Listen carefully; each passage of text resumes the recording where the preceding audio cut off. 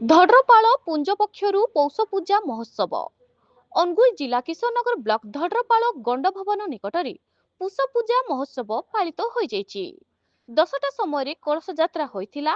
रीतिनीति अनुसार पूजापाठ करी धड्रपाल नालरू पानी उठाई कलश यात्रा करी कलश स्थापन करथिले।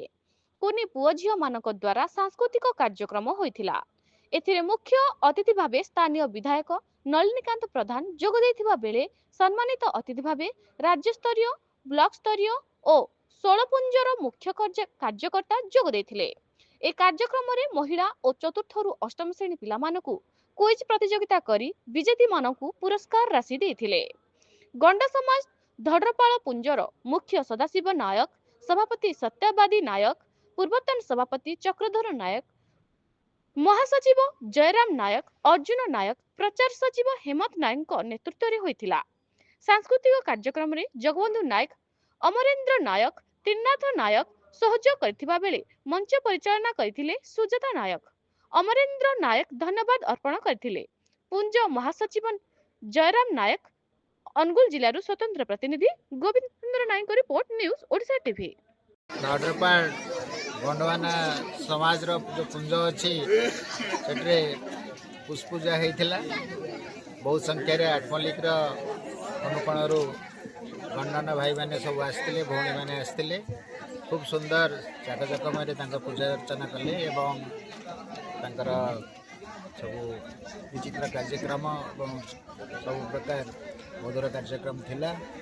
मुझे सहित मिसी कार्यक्रम में भाग नेली एवं बहुत आनंदित हेली से आतिथ्य एवं से समाज सब आम समाज सहित मिसिकी आठमल्लिक दृढ़ समाज एवं सुस्थ समाज गढ़ी से मु आशा करुच्ची आगामी दिन में आम समस्ते मिसी एकाठी रही भल रहा।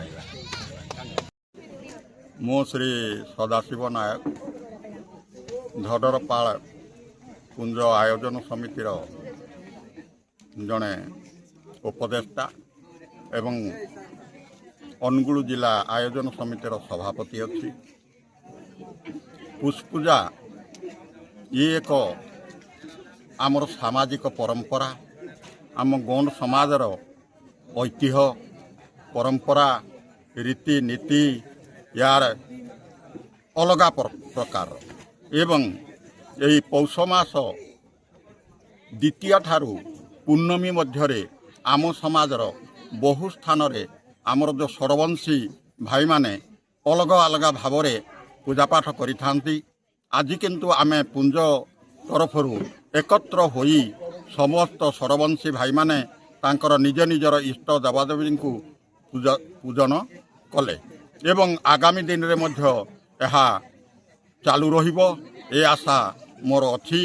मोर पुंजर समस्त कर्मकर्ता मध्य ताकू सादरे ग्रहण करेंगे बोली मु आशा रखुची।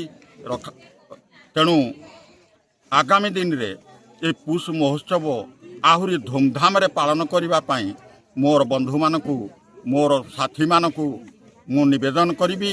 यह कही मु मोर वक्तव्य को शेष।